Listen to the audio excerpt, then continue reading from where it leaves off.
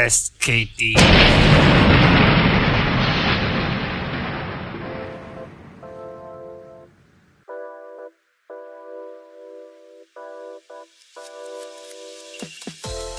Okay, here I'm going to show how to do setting for water volume for machine Gaia GT.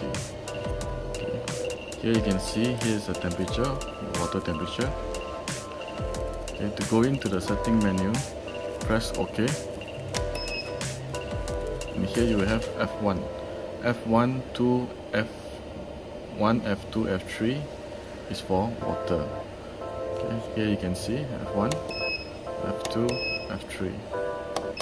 Okay, so you choose F1, press OK. From here you can set the water volume. This is by second, 20 seconds. So maximum is 25 seconds. Okay, so once you already set, you can move to the next.